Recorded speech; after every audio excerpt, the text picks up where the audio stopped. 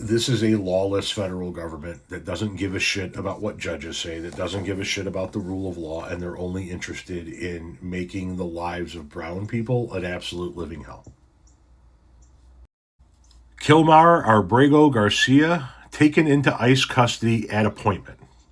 Abrego, who was just released from federal custody on Friday, now faces deportation to Uganda. Kilmar Abrego Garcia, who reunited with his family last week after 160 days apart following his mistaken deportation to El Salvador, was taken into ICE custody on Monday after an immigration check-in, his attorney said. The check-in with U.S. Immigration and Customs Enforcement in Baltimore was part of the condition of his release from federal custody on parole. So let's just pause right there. Let me preemptively reply to anybody who's going to say anything in the comment section about just come here and do it legally. That's what he's doing. Go fuck yourself.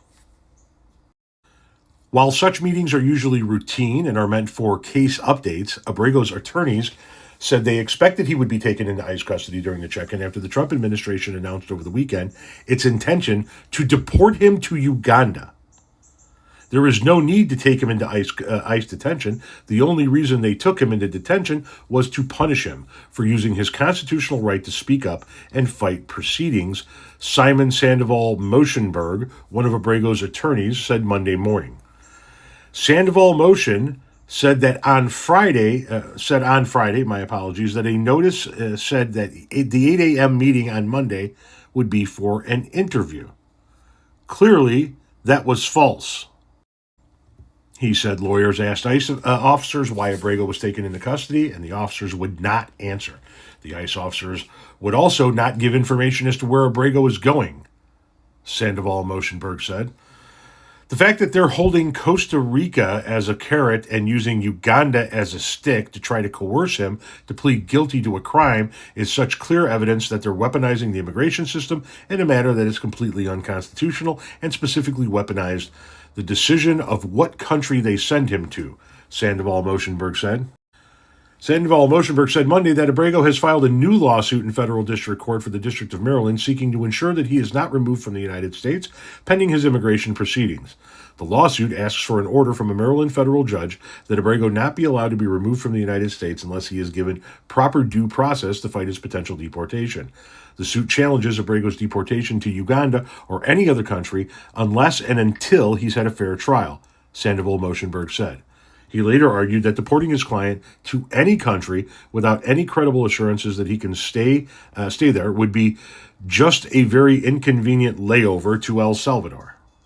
Abrego spoke at a news conference before heading into his ICE appointment on Monday morning, surrounded by family supporters, faith leaders, and his legal team, who were all calling for his freedom. My name is Kilmar Abrego Garcia, and I want you to remember this. Remember that I am free and I was able to be reunited with my family, he said in Spanish before a translator repeated in English. This was a miracle. Thank you to God and thank you to the community, Abrego added. I want to thank each and every one of you who marched. Lift your voice, never stop praying, and continue to fight in my name. It's the latest move by the government to boot Abrego from the country after he was mistakenly deported to El Salvador in March in violation of a 2019 court order. After much legal resistance, Abrego was returned to the U.S. in June and hit with human smuggling charges out of Tennessee, which he pleaded not guilty to. The Trump administration has repeatedly accused Abrego of being a gang member, part of a notorious MS-13, which his attorneys have denied. Abrego's lawyers have said he illegally immigrated to the U.S. when he was 16 to join his brother in Maryland to escape gang violence in El Salvador.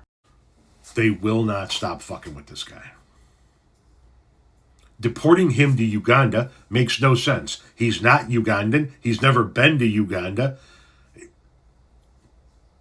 That makes no sense. Deporting him makes no sense. You just released the motherfucker with orders to do immigration check-ins, which he did, and then you arrested him at. And to all the coward piece of shit motherfuckers who wear a mask and grab people like Abrego Garcia off the streets, I was just following orders is not going to work for you, just like it didn't work for the Nazis.